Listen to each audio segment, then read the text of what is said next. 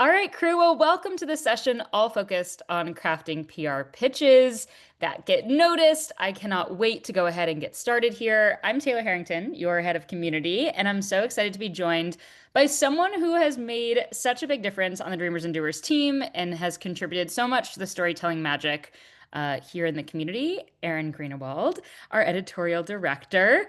So, Erin, just for a little bit of background, has 15 plus years of experience in the editorial world. She's experienced pitching from both sides, receiving them as a journalist and shaping them as a ghostwriter, and has helped countless founders and leaders clarify their ideas, strengthen their storytelling, and bring the most meaningful insights to life. Her work has been featured in Business Insider, Mashable, Newsweek, and she's ghostwritten for top voices in business, health tech, and consumer brands with bylines and outlets like Fast Company, Inc., and Quartz. So at Dreamers and Doers, Erin helps us uncover high impact PR opportunities for members like you and ensures that your stories shine even before they reach the page. So she brings a wealth of insight into what makes a great pitch and how to stand out and tell stories that truly connect. So, Erin, we are so excited to have you here. This feels like such a special edition of our virtual events because we don't normally have events where we get to bring on another team member. So, welcome. So pumped to have you here. And as Erin and I were talking about beforehand, I'm going to do a quick little overview of just where to find PR opportunities inside of the community and a couple of quick tips. And then we're going to do this like totally Q&A style where I pass the mic on over to Erin. We get your questions answered. Please feel free as I do this quick portion at the beginning where I screen share, drop your questions in the chat so that when we get to the part where I pass the mic on over to Erin in a couple of minutes, we already have some questions there. So that's how we're going to run this session. I'm just going to bring in our extra friends that are waiting in the waiting room here. Amazing. Okay, so as you might know, we have a few different ways to access PR opportunities inside of Dreamers and Doers. And so that's why I just want to spend about 4 to 5 minutes going over where you can find those opportunities and the breakdown of those different kinds of opportunities before we go into the Q&A to maybe get in front of a couple of questions that might be a little bit more logistical around that. So at the very beginning of every month, on the first Tuesday of the month, we have our PR drop, which hits your inbox. You also get opportunities delivered to your inbox every Wednesday during our weekly newsletter. So you'll see some more featured tomorrow as well. And we already have a bunch of October. Let me just make sure. Okay, we already have a bunch of October opportunities out there in the PR drop. So I'll surface some of those. So let's go ahead and get really intimate by going straight into my inbox. You all just get to see what my inbox looks like. And I'm bringing up the PR drop from the beginning of October. So these are opportunities that are ongoing right now. Of course, at the beginning of November, you will see another version of this. The PR drop is basically our dedicated place to bring together a bunch of the PR opportunities, not all of them, but a bunch of them, so that it's easy for you to read once a month and be like, Taylor, where are they? They're here. So if you scroll on down, there's a bit of a explanation for what our PR drops include. We have our exclusive community media placements, and then we also have our extra visibility pixie dust. So if you scroll on down here, we have 2 new members that just joined our team. You'll see that we have 3 opportunities for the month of October that are featured here as our exclusive community media placement. These are those roundup style articles. So many of you have been featured in these before. These are the opportunities where you are featured alongside a few other members in the community. It might be 8 other members, it might be 15 other members, but these are roundup styles. So every month at the beginning of the month, we release 2 to 3 more of these opportunities that are specific for that month. So September, you had 2 to 3 other opportunities. In November, there will be fresh ones, 2 to 3 more. When you browse these on a monthly basis, just know that we usually aim to have at least one of these opportunities that most of our members can qualify for because it is general enough, it's related enough to our members in a way that most of you can apply. So for example, you may say that the first one this month is a good example of that. So the one that we have for Women on Top, Breaking the Rules, how these women entrepreneurs and leaders turn bold, unexpected ideas and insights into success. I'm sure that many of you could go ahead and write an amazing section of this article. We also have 2 other opportunities This one is actually Leading Visibly, which is our internal original publication. We only feature this a couple of times a year because it is our internal publication. And the reason that we do have this is because we have a lot of ideas that bubble up in the community of, oh my gosh, I wish this article existed. And this is our way of being able to make that article happen. So this specific theme has come up in a bunch of recent conversations I've had with members, hence why we now have it live. So that is another great opportunity for you. We will spread that one like wildfire on social media.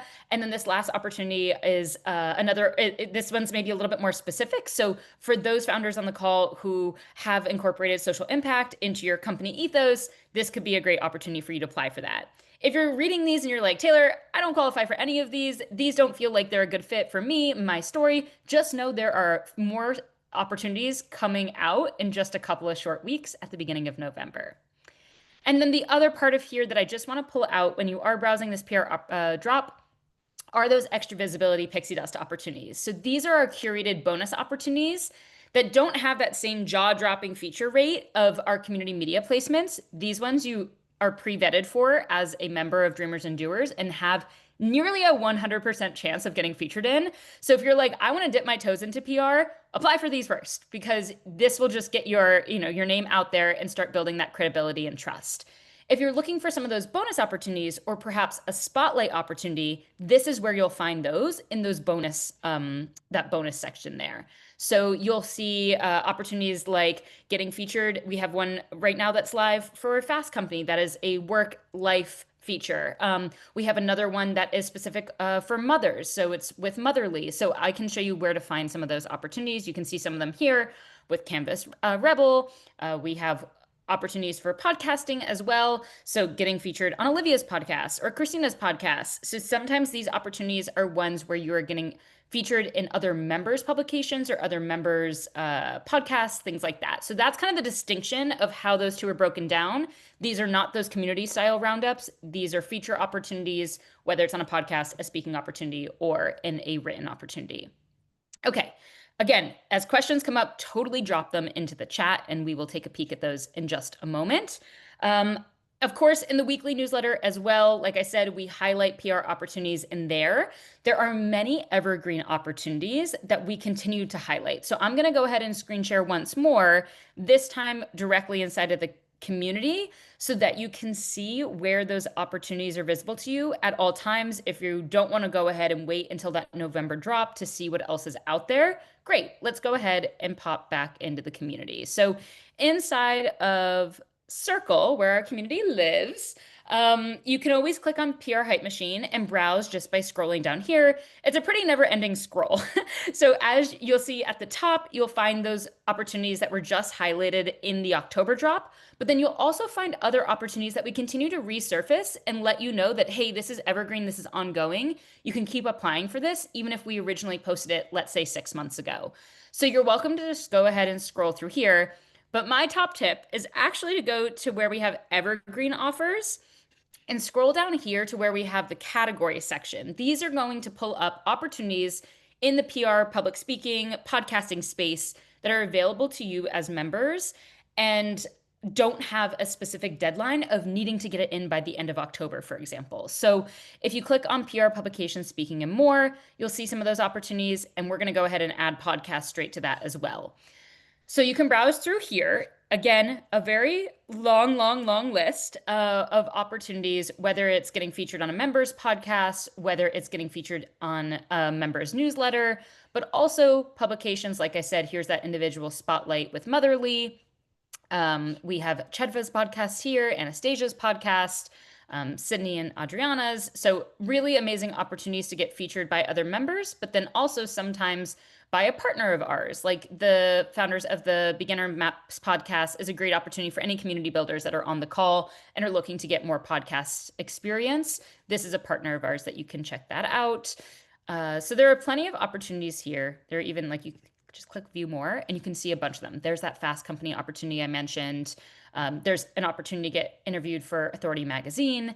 So these are a great place to check out ongoing opportunities if you don't find something in the monthly recap that's feeling really aligned. That is my quick little overview on what's going on inside of the community so that when you're looking for those PR ops, you know where to find them. I'm going to stop screen sharing and pass the mic on over to Erin now. So, anyone that has questions, please drop them into the chat. I have a list of a bunch of questions that have come up in my recent conversations and also questions that have come up recently in the community with this session in mind. So we can start there. But yeah, Erin, is there anything you want to say to kick us off before we dive into our first question?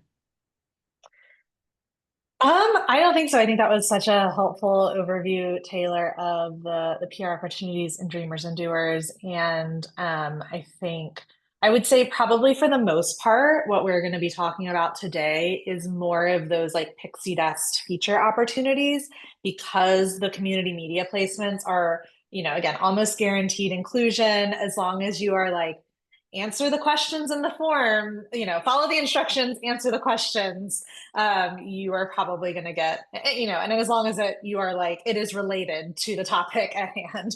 And you aren't just like doing a, political, like answering the question with another question. But so for the most part, we're going to focus more on those kind of harder to get a little bit, more, I just lost my word.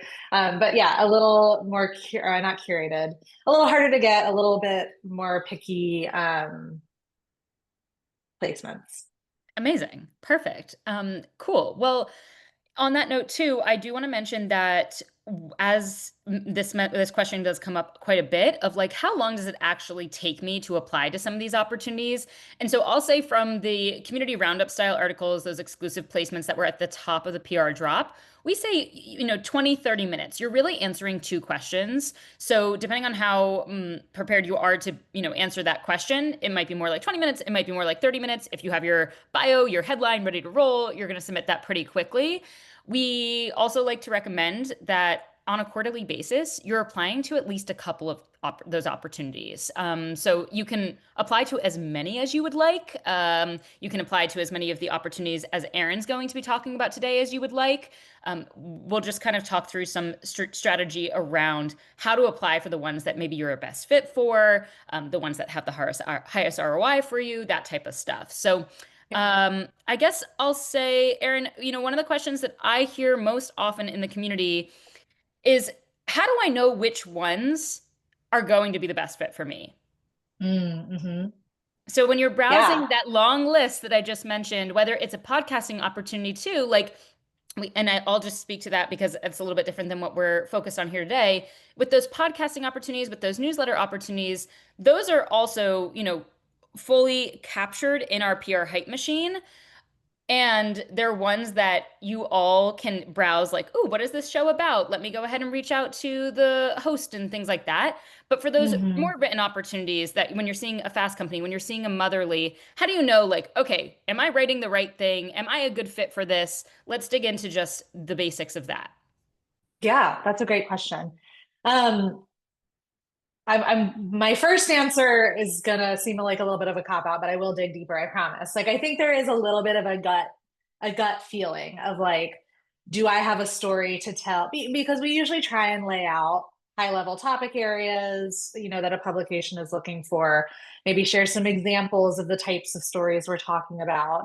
And I think as you look over those things, start with your gut of like, do I have a story to tell here? Does this relate to something in my experience, in my expertise? Obviously for motherly, that's a little more obvious. Like, am I a parent? Do I have a parenting related story to tell? And then I think like the way to take that a little bit further is like, do I have a story to tell that I think others can learn from, and that I think will be interesting for others to learn from? Because that is very typically the goal of these publications is to find stories that appeal to a wider audience, that go beyond just your experience and have something that others can learn from. Or, I know like the Newsweek opportunity that we were posting out recently that maybe have something surprising about them that make people be like, oh, I want to read about that. I want to hear that story. So I'd say like, read our call for pitches very carefully and really think to yourself, you know, do, does something in my experience apply to this? I also think it can be really helpful to go to the publication itself, scroll through some of their recently published stories, pay attention to the types of things that they've been publishing, and see. Sometimes that can, even if you're like, oh, I don't know, like, yeah, I'm a parent, but I don't know if I have an interesting angle to share. Sometimes scrolling through the stories that other people have had published can spark some inspiration in you. I would say another way to think about it, and I saw Jesse's question about AI prompts. I will say I'm not the biggest AI user, so I will do my best to speak to that. But I do think something that can be helpful, it can be really helpful for sort of this like brainstorming, ideating, like, am I even a fit stage, especially if you feel like you maybe have a seed of an idea or like a few angles that you're thinking could fit. You could totally, brain dump them into ChatGPT or do the, voice to text feature and kind of talk through like, hey, I'm working on this pitch for Motherly. Like, here's some of the ideas I'm sort of thinking about based on the sorts of things they've been publishing. What angles might you recommend or what might you pull out? And it can be really a really helpful partner for pitching publications and for being able to look at the aggregate of what a publication has been publishing and helping you identify some of the nuggets kind of in your story to highlight. That is a great piece of advice. And I also think another great way to look at some of those past stories, because we do have some reoccurring partners that we publish with, is if you go to the Dreamers and Doers website and you click on the PR Hype Machine, you can scroll down and see the most recent articles that have been published. So, for example, if another opportunity was coming up in, let's say, Hearst Lab next month, and you wanted to take a peek, like what has happened in the past where members have gotten featured, what did they submit for that? This one is an example of that roundup style article, but there are other examples here of those individual spotlights. I know that Amy has one right here from Fast Company. So if you're like, I wonder what worked in the past for a Dreamers and Doers member inside of Fast Company, you can go Yeah. ahead and browse this way. And we also do try generally and keep the call for pitches post updated with any posts that have been published Oh, through that cool. opportunity. So that like at the bottom of the Fast Company post, if you just scroll to the bottom, you can see a running list of all of the articles that have been published by members thanks to that opportunity. Oh, amazing. So that is another way to kind of quickly browse that. I'm not sure if we've updated the Motherly post, but we should if we Yeah, yeah. haven't. Great. And then I'll also highlight we do have a page that is for all of you as members that we sprinkle in throughout. So whether it's in some of the emails that we send or inside of the PR drop. But this page is one that I want to call out because it's newer. We developed it a couple of months ago because of questions we were getting around PR. And so it's simply dreamersdoers.com/editorial.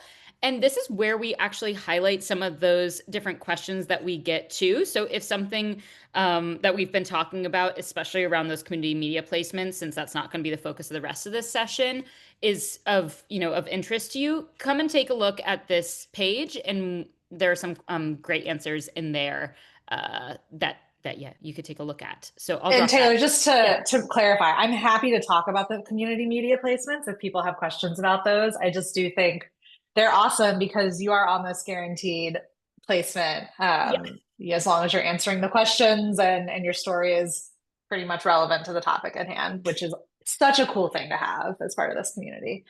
Totally. Okay, here's a good question. And I see Andrea. Is it Andrea or Andrea? It's always hard when you're on Zoom. Andrea, right? Okay, either or, I'm used No, to what's both. the real one? I want to know how you pronounce it. I say Andrea, but Andrea. Okay. yeah. Perfect. Thank you. Of course I want to pronounce your name correctly. So, okay, so applied to Motherly and Fast Company, it would be a dream to be featured in either of them, but not sure if I'll get them. I've heard from many members too that are like, I applied a couple of weeks ago, I still haven't heard anything yet. What does that timeline look like? At some point, should you reapply with a new pitch? What is that like?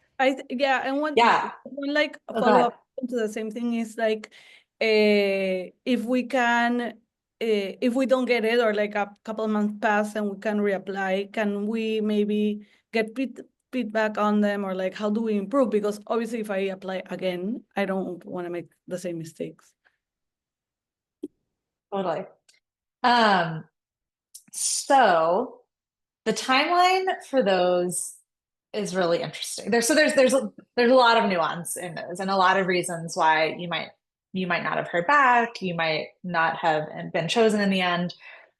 Those are a lot more selective than our community media placements, obviously, because they are feature articles.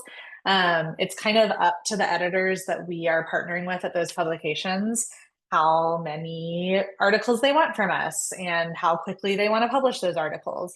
Fast Company has been a really great partner. They have taken a lot of articles from us, which is really exciting. But also, like, their editor has a lot of other work outside of just working on Dreamers and Doers articles.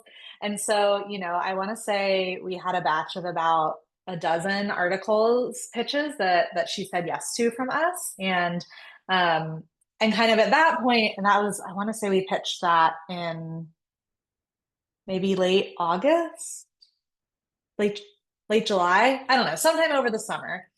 We sent them some pitches. They said, yes, we'll take these dozen articles. And then we kind of on our end paused sending them any new ideas and began the process of working with those members to actually get drafts to Fast Company. And then kind of waiting for the editor to work through those drafts, which is still happening at this point. She still has maybe about half of those drafts in her inbox that she is kind of getting to as she has time.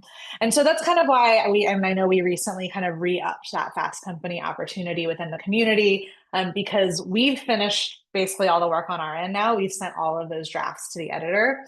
And so now that keys me into like, okay, let's start working on a new round of pitches to send her way so that we can kind of start that process all over again. So generally, I think of us sending batches of pitches to those editors around quarterly, but it really varies editor to editor. If we send a batch of pitches to someone and they just pick one and we get that one done, we might send some more pitches the next month if we have more in from the community.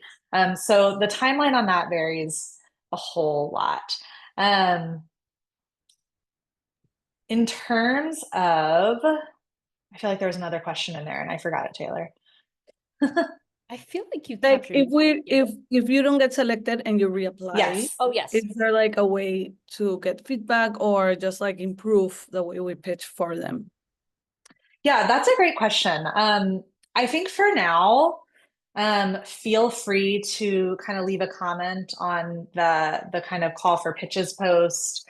And I, as I'm able, can try and hop into your previous pitches. I do think like even if without that type of support, like doing some of that chat GPT stuff I suggested. So maybe drop your previous pitches into chat GPT, say, hey, if you don't have access to your old pitches, reach out to Taylor. I don't know who's the best person. Maybe it's just me. But I know we changed the settings on our Google Forms moving forward. So you'll get the email that's like, here, you can look at your submission. But I do think it can be really helpful to drop those into ChatGPT and say like, hey, I pitched these to Fast Company and I never heard back. Like, what might you recommend improving about them? Or is there a different angle that maybe I should explore? I think some high level things that I see a lot that lead to these publications kind of passing on something is if kind of the angle is maybe a little too high level and too generic. I think a really great example of this is a really general like work-life balance story. I got burnt out and so I figured out how to do work-life balance. I think if you can think like, how can I make this more unique to me, or how, like, what's the piece of the story that only I can tell, or the like special approach to work-life balance that I've never heard anyone else write about, that like I think I am doing that no one else is doing, or that like every time I tell my friends this, they're like, wow, that's such a like cool way to think about it. I think the more that your story is something that like only you can tell and that like nobody else is writing about, the more likely it's going to appeal to these publishers. And I also think like another way to think about it if you're going to resubmit is kind of, again, go look at the Fast Company work life section today and pay attention to what are the topics they've been publishing even just in the past few weeks. Like, what do they care about right now? And do you have any angles within that? Like, I know they're doing so many AI stories right now. So like that could be an indicator if you have some take on AI that you think is different than what other people are saying, that maybe when you resubmit, it'd be good to put in an AI pitch, or something like that. I also think, Taylor, this is just a pin for us. It might be nice for us to think if there's a way to formalize some sort of could I get feedback process. It'd be cool for us to think about that.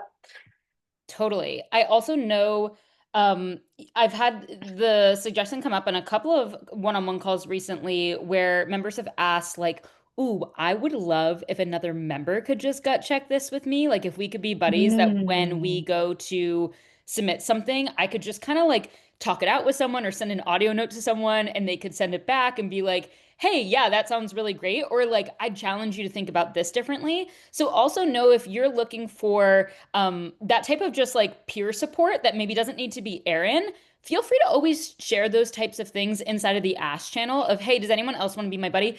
And you can also be specific. Like if you are, let's say you are a PR professional and you pitch clients all the time, but it's really hard to do it for yourself, mention that in the post and say, "I'm looking for someone who is like that to be my buddy in this," and kind of do it for each other. So that's one way to also think about things too. Amazing. Thanks, Ashley. Cool. And okay, Kelly here. I've been yeah, stoked for about the Newsweek opportunity. Feel like I could write 1,000 different essays and would love some insight on how to narrow it down. I feel like this is a good piggyback off of what you were just sharing. But is there anything else that you might, yeah, when you've got like a million ideas, but actually picking the one is the hard part? Yeah, totally. Well, I would say we usually give space for you to submit 2, sometimes even 3 ideas. So don't be afraid, like definitely use that space because it's really helpful for me, on the back end as I'm kind of cleaning these up and curating, pulling them to send to our editor to be able to think like, oh, what's the most interesting mix to send? If you just send me one idea that's a work-life balance idea and everyone else has sent work-life balance ideas, that's kind of a bummer. Whereas if you had sent me a work-life balance idea and an AI idea and leadership idea, then maybe I can say, ooh, like we've got lots of work-life balance pitches already. This AI one I think would stand out if that's the one that I pull in to send to the editor. So definitely like make use of that space. I know it takes a little bit of extra time. But if you do have multiple ideas, it'd be a shame for them to just kind of be lost in your mind and not get shared. And then I would say, yeah, thinking back to that kind of question of what's the most kind of unique angles that you have to share? What do you think you could write about that no one else can really write about, that's not being written about? I think that can be a great way to start narrowing things down. Um, and I think also thinking like I feel like I keep repeating the same things, but it's the helpful advice. Yeah, like looking at what they're publishing lately and which of your stories kind of align but differentiate, right? Like align with the general topics and themes that they seem excited about, but feels like a different angle, a fresh angle, a take that only you have. And then I'm trying to think if there's any other good tips here. I'll also add, a lot, this comes up a lot where members will say to me, "I'm in a moment of transition. So I maybe have Mhm. shut down a recent project or company, or I'm going to be changing the name of it, or I am adding a totally new offering and focusing a lot of my time on this new thing, but I'm not quite ready to share it yet, or maybe I'm not quite sure what it's going to be called yet." So they're in this moment Mhm. where it's like, I want to apply to the opportunity, but like, I don't really know what I'm talking about in terms of like what my business is these days or what it'll be like by the time that this goes live. What advice would you give to someone that's in that transitional moment of trying to figure out what to share? Yeah, I mean, I'd say like focus in on the core strengths, themes, like stories that you think will relate to this new venture, no matter what it's called, no matter what it is. So I'm just going to use Ashley as an example, both because I worked with her and because she's a publicist. Like, say Ashley was like, man, I'm going to transition out of publicity work, and I don't know what's next, but I know I love storytelling, and that storytelling is going to be key to anything I do work-wise moving forward. Maybe that's you kind of hone in your PR work around sharing storytelling techniques, or focusing on that kind of skill and that special talent that you have, even if you don't quite know how it's going to fit into your new business. I also think like being vulnerable about the transition period can sometimes, depending on the publication, be a valuable angle. And like kind of sharing your experiences in the messy middle can be an approach to kind of talking through that transition, and talking about some of the strategies and approaches that are helping you work through that nebulous period that you're in. Ashley, I'm glad I intuited what's happening in your life. And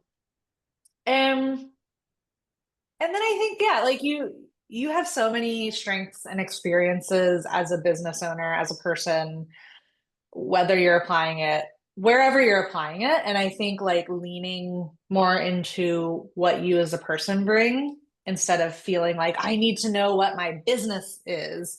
And just kind of, yeah, using it as an opportunity to get you out there, your voice, your strengths, and how you see the world. Yeah, that's kind of what it is like how you see the world is going to apply to your business, no matter what it looks like moving forward.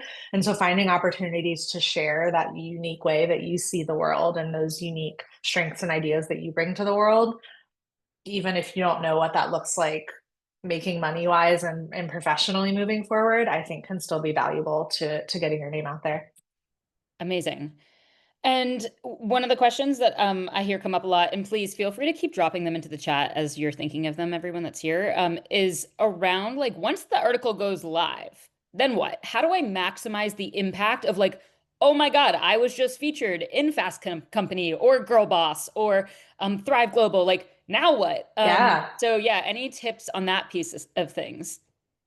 Oh my gosh. Well, first of all, do not be ashamed or afraid of self-promotion. Obviously, Dreamers and Doers is big on encouraging people to be better at that, to be better about celebrating, about bragging a little bit. So I think, so first of all, we typically, or I think pretty much almost always, both for the roundup articles and for the feature articles, create a social media graphic for you that you're welcome to use when you share. So that is an awesome add-on that's available to you as you share across your social channels.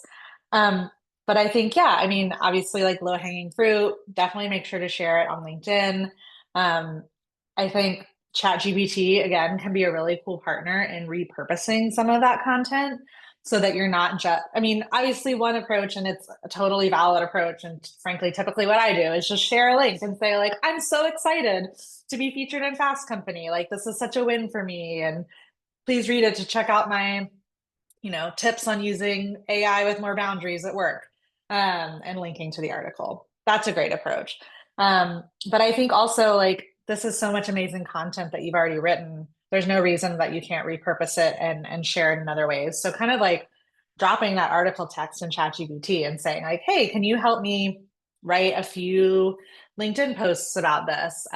It can kind of pull out distinct ideas from it and repurpose those into, 3 posts that you could share over the next 3 weeks that still like directs people back to the article, but celebrate your win over time, continues to share your expertise over time, which is really cool. And yeah, it's just a good way to kind of extend that. And I think you can do the same thing. You can do the same thing on Instagram. You can hop on a reel and say, I'm so excited that I was featured on Fast Company, and like here's a like quick overview of the tips that I go over in the article, but like make sure you go to my profile and click the link and read it. that can be a great way to kind of repurpose a written article to a more visual media. Amazing. And I think you just made me think of another tip too. With the podcasting opportunities that we have as part of the PR Hype Machine, Mm-hmm. that's another great example of if you're sitting here right now thinking, gosh, I don't really know what those unique stories are that I would bring to, let's say, a Fast Company submission. A podcast is a great way to start kind of experimenting because someone is going to be there asking you questions to get to some of those juicy stories. And then taking that transcript after that is live and saying, okay, chat, like get me some of these themes from here. What are what are some of those stories that popped out? It can be a really great way to surface some of those things that you really care about. I will also share. Totally. And I want Yep, to, can I piggyback off that real quick, sure. Taylor? I think a helpful thing too over time is, building, I don't think it's not, I think they're called projects now in Hmm. ChatGPT. Like if you build a project basically for like your PR pitching, and over time you can drop in all the podcast transcripts you've ever done. You can drop in the various pitches that you've written for various publications and start to collect your stories in that way. And that can Hmm. also become a tool of like, hey, chat, like, Dreamers and Doers just posted this Newsweek opportunity. Here's the details. Like, can you help find anything in my stories that might be a fit here? And, obviously, grain of salt caveat, never take anything it says, at face value and gut check it. And, or, you might have other stories in your head that you haven't inputted into the chat yet. But that can be a helpful way to kind of like collect stories over time and have a centralized place and a partner in sort of mining those when opportunities do come up. Amazing. I'm going to quickly screen share one more time and then would love if someone has a question to come off mute and share that question. Let's do it. So before I do that, let's just take a peek. I also just remembered we have this resource, which is shared with you in that follow-up email as well, once you have been published in one of the different publications, which has Mm-hmm. logos so that you can add them to your website. You can download them straight. So if you want to say, hey, I was featured in Fast Company, and then add that logo to your website or Women on Top, take any of these as the example. You can go ahead and do that. You could add it to your email signature. Like this, these are some different ideas Add of it where to you, your yeah, media kit if you do have totally. one. So like where, yeah, just showcasing that credibility across the different opportunities that you can. And then another example too is here on LinkedIn, we actually have this banner that you can add the as seen in and start adding some of those publications. So whether you just have one or two to share at the beginning, you're welcome to also take this template and edit it yourself and take those logos that way. So just know that. And yeah, there are some other examples here too. Um, but yeah, let's have someone come off mute that has a question. Who's feeling ready? Hey, Lizzie. Easy. Hi, sorry about my camera. I'm having some technical difficulties. Just glad you're here. Thank you for everything you're sharing. My question is there like a quote unquote dream publication for us to let the team know that, hey, we would love to get featured here? Like, for example, Ladies Get Paid is one that I'm like, I would love to get featured there.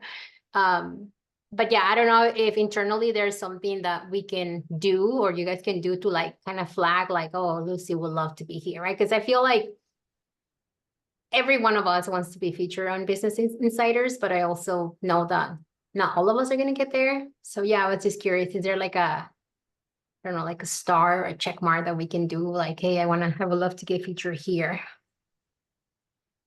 Taylor, that might be a better question for you to help me with. I don't know if Mm. there's. Yeah, so like you're asking like, is there a way to kind of put that dream out there of like, this is the dream publication if I could get featured in one? Yes, yes. I like this idea. I don't think we have like a way of collecting that as of right now, but I like this seed of an idea because obviously like we are always excited to have those dreams shared loudly and boldly so that who knows like who could be that dot connector. And then if one of those opportunities does come up, we make sure that it's surfaced to you. So let me bring this back to the team. I think that's a really cool idea. I appreciate you bringing that up. Thank you. Cool. Any other questions? Someone else want to come off mute?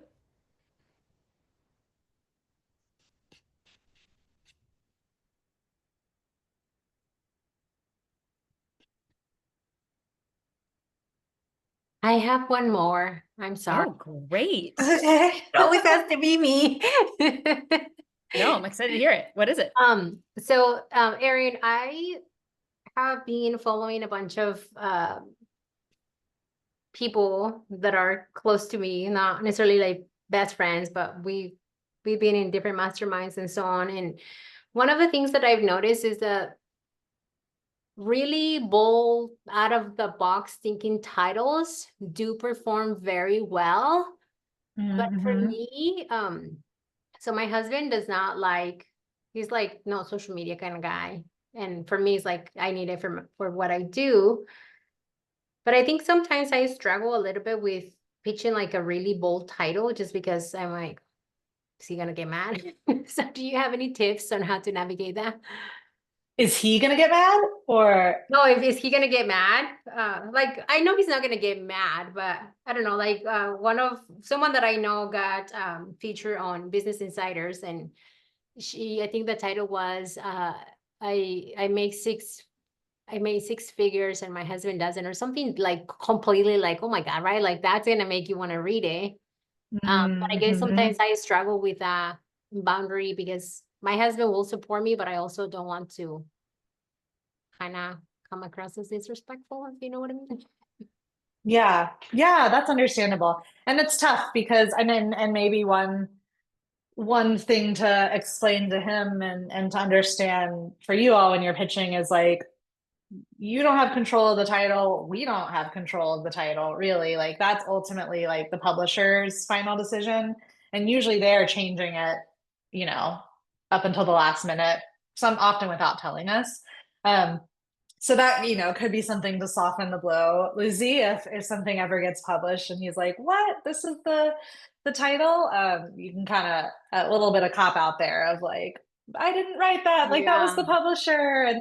And but I do think, there as you're writing your story, and as I'm working with you all to write your stories, there are always ways to soften the drama of the title, right? And to explain the full context of things. And I'm always going to take deep care with your story and make sure that we are doing our best to include that full context and include the full breadth of your story.